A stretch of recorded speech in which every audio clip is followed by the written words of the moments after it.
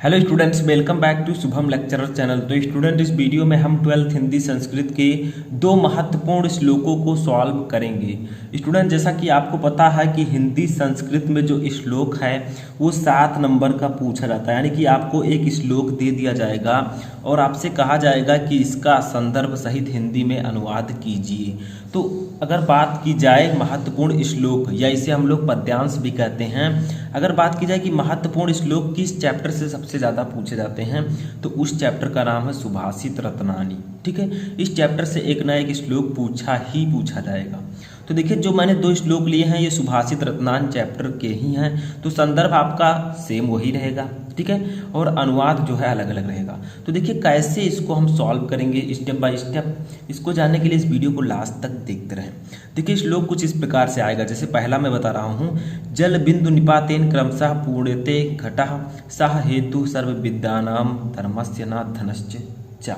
ठीक है, ये आपका श्लोक है, ऐसे दे दिया जाएगा और आपको ऊपर लिखा रहेगा कि दिए गए संस्कृत श्लोकों में से किसी एक का संदर्भ हिंदी में अनुवाद कीजिए। यानी कि आपको दो श्लोक दे दिए जाएंगे, किसी एक का आपको हिंदी में अनुवाद करना होगा संदर्भ के साथ। ठीक है, संदर्भ का मतलब आपको लिखना है कि किस पाठ से ये लिया गया है। तो देखिए, ये आपका है श्लोक। अब सबसे पहले जब आप सॉल्व कीजिए तो इस तरह से लिख दीजिए, जल बिंदु, ठीक है, निपातेन, फिर डॉट डॉट करके आपको लिख देना है धनस्य चा। ठीक है, ये मैं क्यों लिख रहा हूँ, ताकि एग्जामिनर को पता चल सके एग्जैक्टली कि आपने किस श्लोक को सॉल्व किया है, क्योंकि दो दिए रहेंगे, आपको एक ही करना होगा। ठीक है, अब देखिए, सबसे पहले हम लिखेंगे संदर्भ, क्योंकि हमें संदर्भ सहित इसका हिंदी में अनुवाद करना है। तो सबसे पहले हम लोग हेडिंग डालेंगे संदर्भ। ठीक है, हमने हेडिंग डाला संदर्भ। अब हम लोग संदर्भ को लिखते हैं। देखिए, संदर्भ को कुछ इस प्रकार से लिखेंगे, प्रस्तुत श्लोक, ठीक है, हमारी, अभी मैं आपको हिंदी मीनिंग भी बताऊंगा जो श्लोक ऊपर मैंने बताया है। ठीक है, तो प्रस्तुत श्लोक हमारी पाठ्य पुस्तक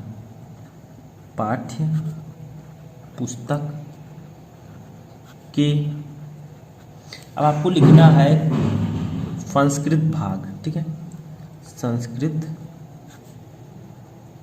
भाग कुछ इस प्रकार से। ठीक है, इन्वर्टर कामा भी बंद कर देना है, में संकलित, बीच में डैश लगा दीजिए, ऐसे में संकलित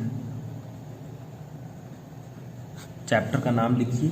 चैप्टर का नाम है सुभाषित रत्नानी, सुभाषित रत्नानी। ठीक है, चैप्टर का नाम जो आपको काला यानी कि ब्लैक पेन से लिखना है। ठीक है, नामक पाठ से अवतरित है। ठीक है, तो देखिए, हमने संदर्भ में क्या लिखा, प्रस्तुत श्लोक हमारी पाठ्य पुस्तक के संस्कृत भाग में संकलित सुभाषित रत्नान नामक पाठ से अवतरित है। ठीक है, इस प्रकार से आपको संदर्भ लिखना है, थोड़ी अच्छी हैंड राइटिंग में। ठीक है, आपको लिखना है। अब देखिए, हम लोग लिखेंगे इसका अनुवाद। ठीक है, अनुवाद का मतलब इसका हिंदी अर्थ। ठीक है, तो चलिए लिखते हैं। तो अनुवाद यहाँ पर हेडिंग डालेंगे, अनुवाद का मतलब होगा इसका हिंदी अर्थ हम लोग लिख रहे हैं। ठीक है, अब अनुवाद हेडिंग डाल के आपको क्या लिखना है, इसका हिंदी। तो देखिए, जल बिंदु निपातेन क्रमशः पूर्णते घटा, यानी कि कहा जा रहा है कि जल की एक एक बूंद गिरने से क्रमशः घड़ा भर जाता है। देखिए, जल बिंदु, जल की एक एक बूंद गिरने से निपातेन क्रमशः पूर्णते घटा, यानी कि जो घड़ा होता है वो भर जाता है। तो जल की एक एक बूंद गिरने से घड़ा भर जाता है। सह हेतु सर्व विद्यानाम धर्मस्य च धनस्य च, यानी कि समस्त विद्याओं, धर्म और धन का भी यही हेतु है। ठीक है, अर्थात क्या कहा जा रहा है कि निरंतर उद्योग करते रहने से ही धीरे धीरे ये तीनों वस्तुएं संग्रहित हो पाती हैं। ठीक है, यानी कि जब आप निरंतर मेहनत करेंगे तब आपको 3 चीज़ें मिलेंगी, विद्या, धर्म और धन। ठीक है, तो ये आपका हिंदी मीनिंग होगा। जैसे मैं यहाँ पर लिख देता हूँ ताकि आपको समझ में अच्छे से आ जाए कि जल की एक एक बूंद गिरने से क्रमशः घड़ा भर जाता है। ठीक है, जल की एक एक बूंद गिरने से क्रमशः घड़ा भर जाता है। समस्त विद्याओं धर्म और धन, ठीक है, और धन को संग्रह यानी कि इकट्ठा, ठीक है, संग्रह करने का भी यही रहस्य है। ठीक है, या यही कारण है, रहस्य है। ठीक है, यानी कि क्या कहा जा रहा है कि जल की एक एक बूंद गिरने से क्रमशः घड़ा भर जाता है।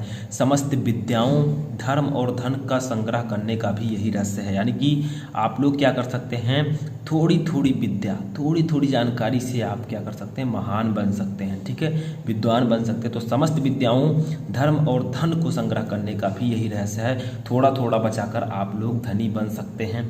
इस तरह से यहाँ पर प्रदर्शित किया गया है। जैसे जल की एक एक बूंद गिरेगी तो क्रमशः घड़ा भर जाएगा, उसी प्रकार से थोड़ा थोड़ा अध्ययन करने से आपकी विद्या बढ़ जाएगी। ठीक है, आप थोड़ा थोड़ा कमाएंगे, आपका धन बढ़ जाएगा, थोड़ा थोड़ा रखेंगे। ठीक है, तो वही यहाँ पर इसका अर्थ है। ठीक है, यानी कि अगर हम बात करें अर्थात निरंतर उद्योग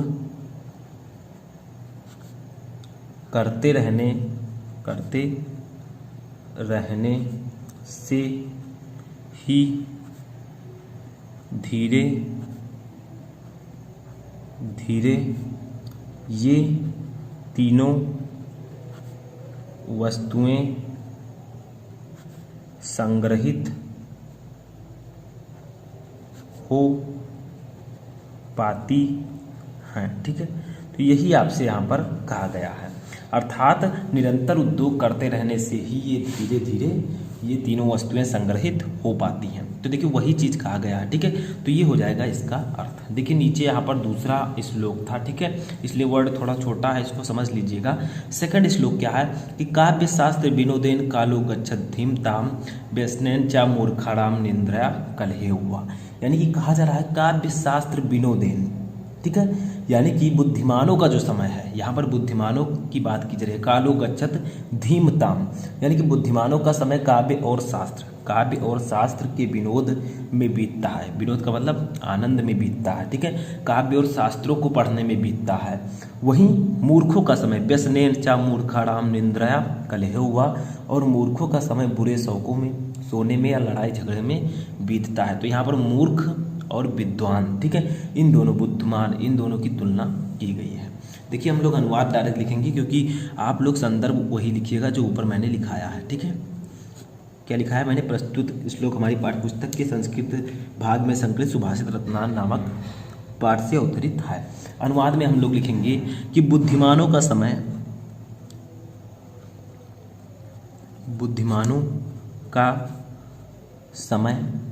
काव्य और शास्त्र,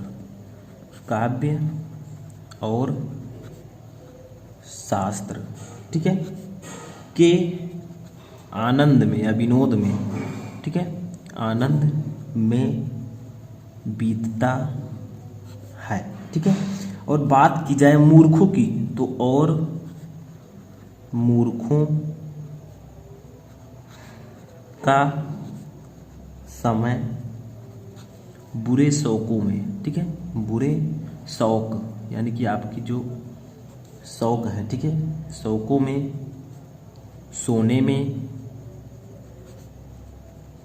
या लड़ाई झगड़े, ठीक है, लड़ाई झगड़े में बीतता है। ठीक है, तो यही यहाँ पर कहा गया है कि जो बुद्धिमान लोग हैं उनका समय काव्य और शास्त्र के आनंद में, यानी कि काव्य और शास्त्र पढ़कर जो आनंद मिलता है उसमें बीतता है, और वहीं मूर्खों का समय बुरे शौकों में, यानी कि बुरे बुरे शौक हैं उनके पास, सोते हैं वो ज़्यादा, सोने में या लड़ाई झगड़े में बीतता है। ठीक है, तो ये थे आपके दो महत्वपूर्ण श्लोक, जो कि मैंने आपको इस वीडियो में हिंदी मीनिंग के साथ बताया। मैंने आपको बताया कि आप लोग किस प्रकार से इसको लिखना है। यहाँ पर भी आप लोगों को क्या करना था, काव्य शास्त्र विनोदेन लिखकर आपको क्या करना था, ये लास्ट का लिख देना था, ताकि यही आपको पता चल जाए। ठीक है, तो इस प्रकार से आप इस प्रकार के इंपॉर्टेंट श्लोक को आसानी से सॉल्व कर सकते हैं। ऐसे मैं पूरे चैप्टर सुभाषित रतारन के सभी श्लोकों को बताऊंगा। कुछ श्लोक मैं पहले भी बता चुका हूं, उनको भी आप जाकर देख सकते हैं। और जो आगे इंपॉर्टेंट गद्यांश पद्यांश सब कुछ मैं आपको निरंतर बताता रहूँगा। तो इसके लिए आपको इस वीडियो को ज़्यादा से ज़्यादा लाइक करना है। अगर चैनल पर नए हैं तो चैनल को सब्सक्राइब कर लीजिए, ताकि आपको सभी important video time to time मिल सकें और आप बोर्ड एग्जाम में अच्छा परफॉर्म कर सकें।